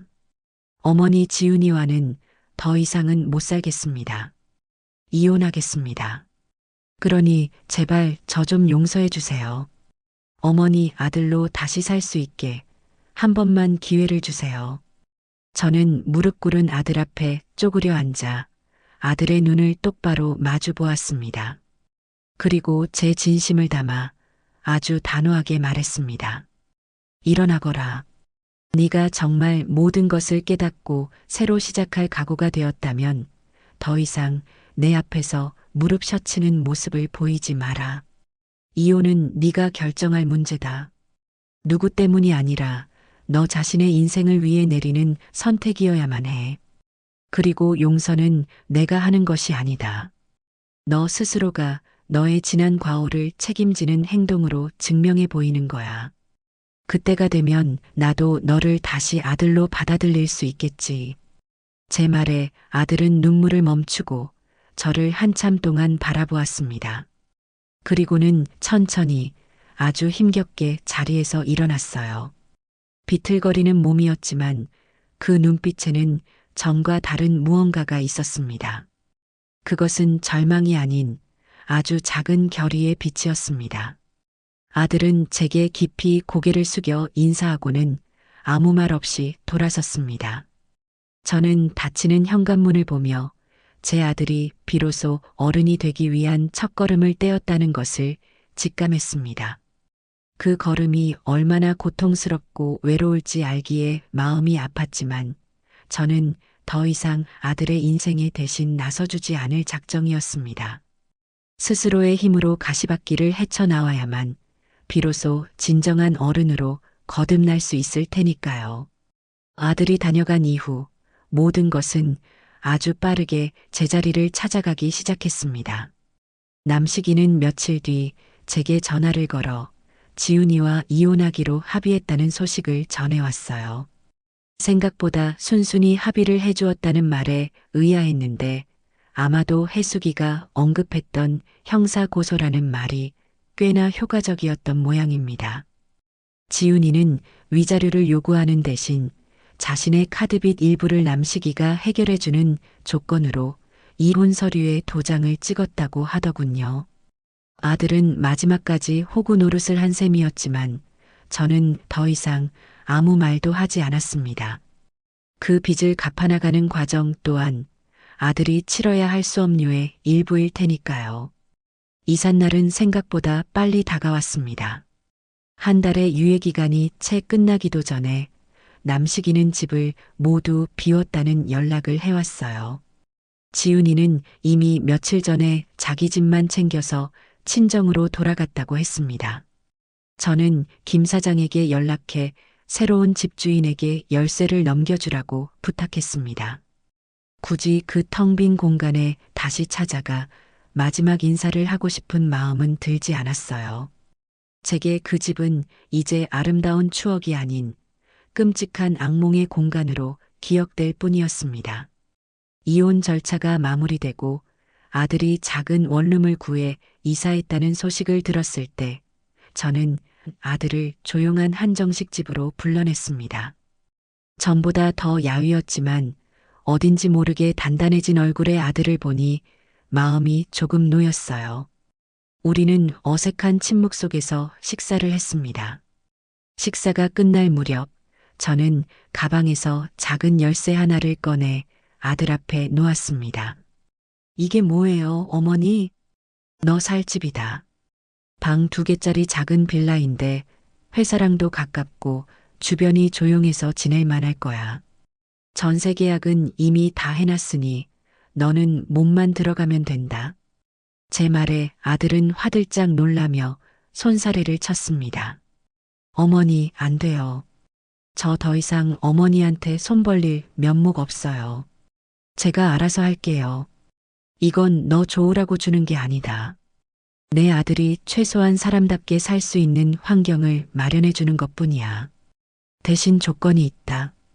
이 집은 너에게 준 것이 아니라 잠시 빌려주는 것이다. 앞으로 월급 받으면 매달 50만 원씩 이 전세금을 갚는다는 생각으로 내게 보내거라. 언제 다 갚을지는 모르겠지만 네가 땀 흘려 번 돈으로 네 보금자리를 마련한다는 책임감을 배우라는 뜻이다. 할 수 있겠니? 제 말에 아들은 한참 동안 말이 없었습니다. 그저 눈시울이 붉어진 채로 제가 내민 열쇠를 가만히 내려다볼 뿐이었어요. 한참 후에야 아들은 떨리는 손으로 열쇠를 집어들고 낮은 목소리로 대답했습니다. 네, 어머니 그렇게 할게요. 정말 감사합니다. 그날 이후 아들은 제 말대로 매달 꼬박꼬박 제 통장으로 돈을 붙여왔습니다. 그리고 주말마다 제가 있는 오피스텔로 찾아와 함께 저녁을 먹고 말없이 집안일을 돕고 돌아가곤 했지요. 우리는 예전처럼 살가운 대화를 나누지는 않았지만 그 침묵 속에서 서로의 마음을 이해하고 치유해 나가고 있었습니다. 반면 며느리였던 지훈이의 소식은 더 이상 들려오지 않았습니다. 그런데 어느 날 오후 제가 외출을 마치고 오피스텔로 돌아왔을 때 1층 로비에서 절대 마주치고 싶지 않았던 인물과 맞닥뜨리게 되었습니다. 잔뜩 수척해진 얼굴에 값싼 트레이닝복 차림의 지훈이가 저를 기다리고 있었던 겁니다. 저를 발견한 지훈이는 귀신이라도 본 것처럼 놀라더니 이내 제게 달려와 바짓가랑이라도 붙잡을 기세로 매달렸습니다. 어머니, 어머니, 저 좀 살려주세요. 제가 다 잘못했어요. 제가 정말 죽을 죄를 지었어요. 예상치 못한 상황에 당황했지만 저는 곧 평정심을 되찾고 지훈이를 차갑게 밀어냈습니다. 여긴 어쩐 일이니? 내가 다시는 찾아오지 말라고 했을 텐데. 제 냉담한 반응에 지훈이는 바닥에 주저앉아 서럽게 울기 시작했습니다. 그 모습은 예전에 제 앞에서 기세등등하게 소리치던 그 모습과는 너무나도 달랐어요. 어머니, 친정에서도 쫓겨났어요. 빚쟁이들한테 매일같이 시달리고 남식 씨는 전화도 안 받아요. 저 정말 갈 데가 없어요. 어머니, 예전에 어머니가 저한테 주셨던 그 폐물이라도 그거라도 팔아서 급한 불이라도 끌 수 있게 한 번만 도와주세요. 네, 기가 막혔습니다. 이미 이혼해서 남남이 된 마당에 예전에 제가 줬던 예물을 다시 내놓으라니요. 그 뻔뻔함은 여전하구나 싶어 헛웃음이 나왔습니다. 저는 더 이상 상종할 가치도 없다는 생각에 지갑에서 수표 한 장을 꺼내 지훈이의 얼굴에 던져주었습니다. 이 돈 받고 다시는 내 눈앞에 나타나지 마라. 다음에 또 한 번 찾아오면 그때는 정말로 경찰 부를 거다. 100만 원짜리 수표였습니다. 그 돈이 지훈이의 인생에 어떤 도움이 될지는 모르겠지만 제가 그 아이에게 베풀 수 있는 마지막 동정이자 완벽한 절연의 표시였어요. 지훈이는 바닥에 떨어진 수표를 황급히 주워들고는 제게 몇 번이고 고개를 숙이고는 허둥지둥 사라졌습니다. 저는 그 초라한 뒷모습을 보며 인과응보라는 말을 실감했습니다. 자신의 분수를 모르고 남의 것을 탐하던 자의 최후는 결국 저렇게 비참해질 수밖에 없는 것이지요. 그 일이 있고 난 뒤 제 마음은 놀라울 정도로 평온해졌습니다. 제 인생을 좀먹던 마지막 암세포까지 완벽하게 도려낸 기분이었어요. 집을 판 돈은 해수기의 조언에 따라 안전한 연금 상품과 채권에 나누어 투자해 두었습니다. 이제 저는 평생 돈 걱정 없이 오롯이 저 자신만을 위한 삶을 살아갈 준비를 마친 것이지요. 어느 맑은 가을날 저는 홀로 공항으로 향했습니다. 제 손에는 스위스로 향하는 비행기 표 한 장이 들려 있었어요. 평생을 가족을 위해 남편과 자식을 위해 헌신하며 살아왔지만 단 한 번도 저 자신을 위한 여행을 떠나본 적이 없었습니다. 낯선 공항의 풍경, 분주하게 오가는 사람들, 그리고 이륙을 기다리는 비행기의 웅장한 모습. 그 모든 것이 제게는 새로운 시작을 알리는 축복처럼 느껴졌습니다. 비행기가 활주로를 박차고 하늘로 날아오르는 순간 저는 창밖으로 작아지는 서울의 풍경을 내려다보며 조용히 미소 지었습니다. 아주 길고 어두웠던 터널을 지나 마침내 제 인생의 가장 눈부신 햇살 속으로 나아가고 있었습니다. 스위스의 공기는 제가 상상했던 것보다 훨씬 더 맑고 청량했습니다. 만년설이 쌓인 융프라우의 봉우리는 햇살을 바다보석처럼 빛났고 산자락 아래 그림처럼 펼쳐진 초록빛 언덕에서는 평화로운 종소리가 울려 퍼졌어요. 저는 그곳에서 아무것도 하지 않을 자유를 만끽했습니다. 아침에 일어나면 따뜻한 커피 한 잔을 들고 발코니에 앉아 알프스의 풍경을 바라보았고, 낮에는 기차를 타고 이름 모를 작은 마을들을 여행하며 현지인들의 소박한 삶을 엿보았지요. 누구의 아내도 누구의 어머니도 아닌 오직 구정옥이라는 한 사람의 이름으로 보내는 시간들은 제게 온전한 치유와 휴식을 선물했습니다. 여행지에서 저는 오랜만에 친구들에게 엽서를 썼습니다. 저를 걱정해 주었던 영자와 수키 씨, 그리고 제 인생의 등대가 되어준 혜숙이에게요. 그리고 마지막으로 아들 남식이에게도 짧은 글을 남겼습니다. 아들아, 엄마는 잘 지낸다. 이곳 공기가 참 좋구나. 텔레비전에서만 보던 풍경 속에 직접 들어와 보니 마치 꿈을 꾸는 것 같아. 너도 밥 잘 챙겨 먹고 씩씩하게 지내고 있거라. 너무 일만 하지 말고 가끔은 하늘도 쳐다보는 여유를 갖길 바란다. 돌아가면 보자. 그 엽서를 붙이고 나니 마음이 한결 가벼워졌습니다.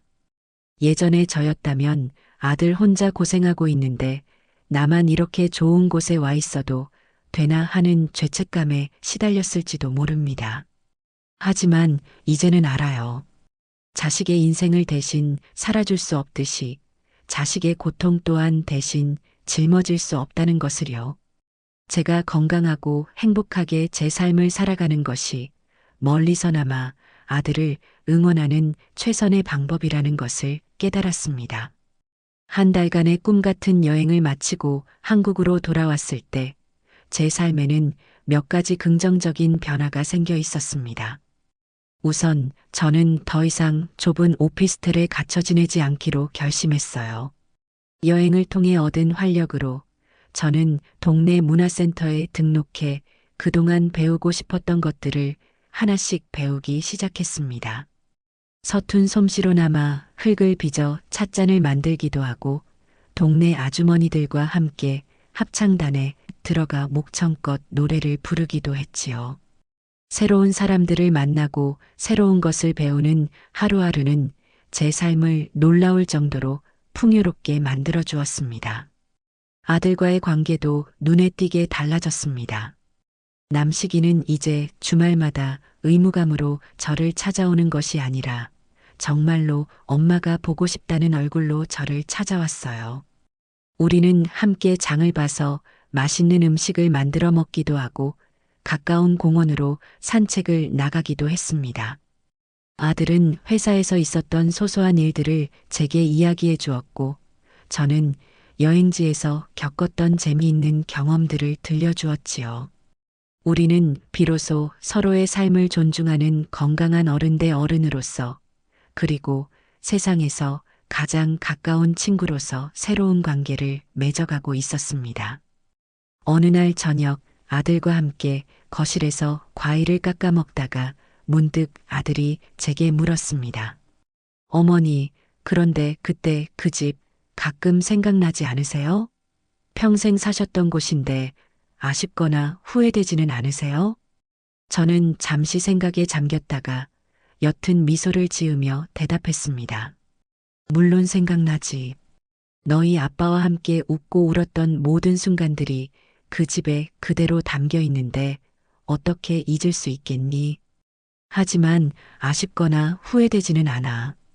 예전에는 그 집이 내 인생의 전부라고 생각했단다. 그런데 막상 그곳을 떠나보니 알겠더구나.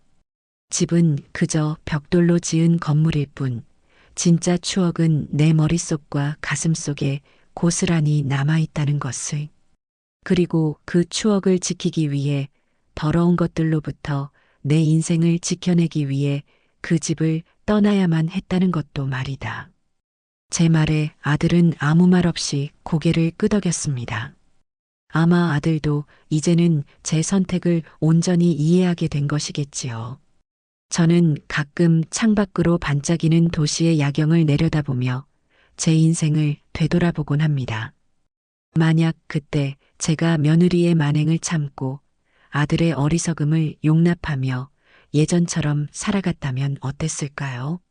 아마 저는 제 이름 대신 누구의 엄마, 누구의 시어머니로 불리며 원망과 체념 속에서 남은 인생을 천천히 소진해 갔을 겁니다. 하지만 저는 그러지 않았습니다. 제 인생의 주도권을 되찾아오기 위해 기꺼이 악역이 되는 것을 선택했어요. 그리고 그 선택이 제게 지금의 평화와 자유를 가져다 주었습니다. 사람들은 종종 희생과 헌신을 미덕이라고 말합니다. 하지만 저는 이제 압니다. 자기 자신을 존중하지 않는 희생은 결국 모두를 불행하게 만들 뿐이라는 것을요. 나 자신이 바로 서야 내 주변의 관계들도 건강하게 바로 설 수 있는 법이지요. 저는 이제 누구를 위해 사는 삶이 아닌 온전히 저 자신을 위해, 저의 행복을 위해 살아갈 겁니다. 아직 가보지 못한 여행지들이 저를 기다리고 있고, 아직 배우지 못한 새로운 세상이 저를 향해 손짓하고 있어요. 제 인생은 이제 겨우 2막을 시작했을 뿐이니까요. 짙은 어둠의 시간을 지나왔기에 지금 제 앞에 펼쳐진 이 삶이 얼마나 눈부시게 소중한지 저는 그 누구보다 잘 알고 있습니다.